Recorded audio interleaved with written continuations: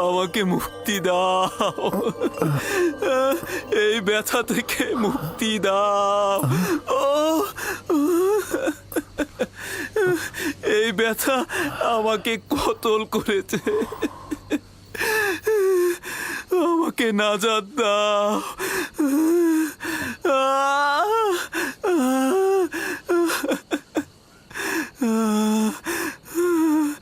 আমাকে নাজাত দাও।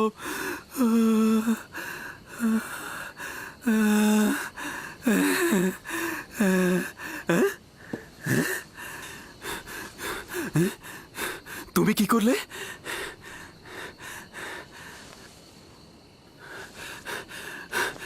তোমার হাতগুলো আমাকে সাফা প্রদান করেছে। আমি তো কিছুই করিনি, সবাই তো এটাই করে। একটু মালিশ করে দিলেই তো ব্যথার পরিবর্তন হয়। কিন্তু এর আগে জনাব মালেক আমার হাতে কত কিছু দিল, মালিশ করলো। কই, তখন তো ব্যথা কমলো না? এখন তো ব্যথা নেই।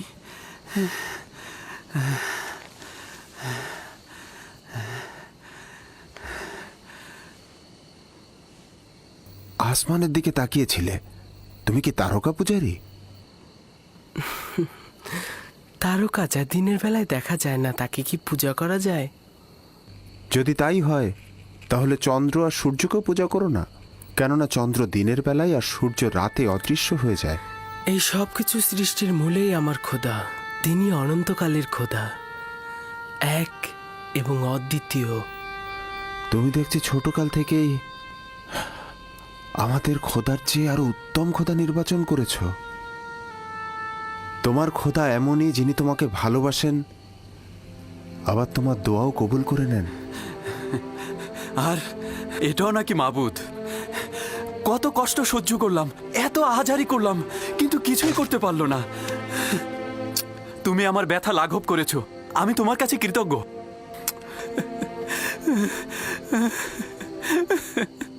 আমি তোমার কাছে কৃতজ্ঞতা জ্ঞাপন করছি। এই কয়েক ঘন্টায় ব্যথায় আমার জান যাবার উপক্রম হয়েছিল। আমি তোমাকে চর মারার জন্য তোমার কাছে ক্ষমা প্রার্থনা করছি। চরটি ভালো ছিল। যদি চর আপনার হেদায়েতের কারণ হয় তাহলে আমি সন্তুষ্ট। এই এলাকার অধিবাসী হিসেবে এখানকার সব পথ সম্পর্কে আমি অবগত। প্রতিবার আমি কাফেলারদের পথ দেখাই, কিন্তু এবার মনে হচ্ছে তুমি আমাদের পথ দেখাবে। হেদায়েত তার হাতে। তিনি যাকে চাইবে হেদায়েত করবে, যাকে চাইবে না হেদায়েত করবে না, তাকে অন্ধকারে ডুবিয়ে রাখবে।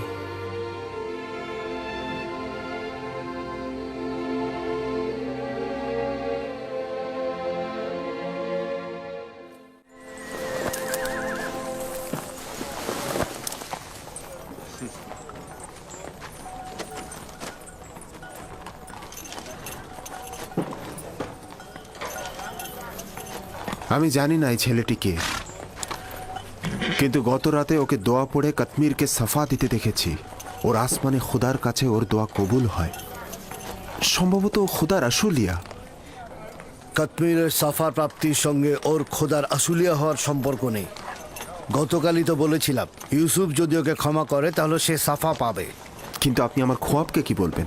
আমি খোয়াবে দেখেছি ও যেদিক দিয়ে যাচ্ছে সেদিকে সবুজ গাছে ভরে যাচ্ছে। খোয়াব তো কোনো মানদণ্ড হতে পারে না। তুমি একাত্মবাদী খোদাকে চেনো না। কেউ যদি জুলুম করে সে শাস্তি পাবেই। তাকে অবশ্যই খোদাবন্ধ শাস্তি দেবে, হয় এই দুনিয়ায় নয়তো পরের দুনিয়াতে। জুলুমকারীর শাস্তি অবশ্যই হবে।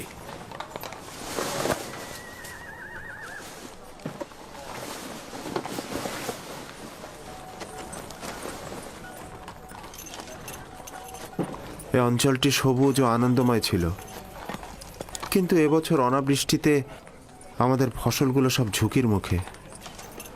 আমি এই অঞ্চলের বাসিন্দা। যদি বৃষ্টি না হয় তাহলে দুর্ভিক্ষে সব শেষ হয়ে যাবে।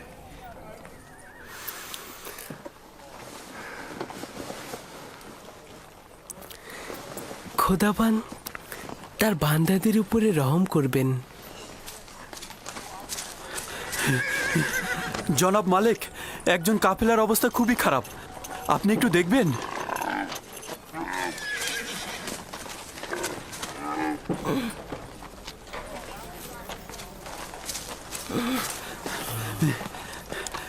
জনাব মালিক, উনি আগে থেকে বিমার ছিলেন, কিন্তু আজকে খুবই খারাপ অবস্থা। তার অবস্থা তো সত্যিই অনেক খারাপ।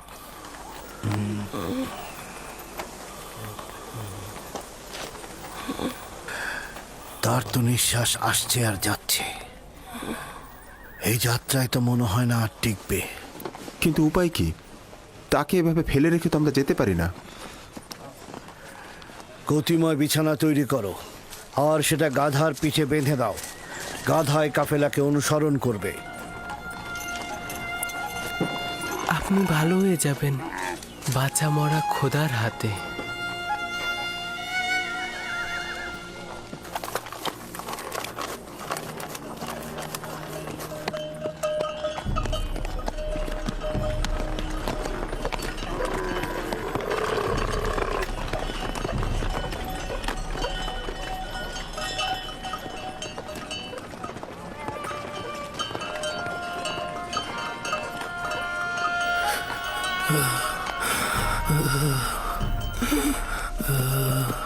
প্রিয় পুত্র আমার, আমার আর সময় বেশি নেই।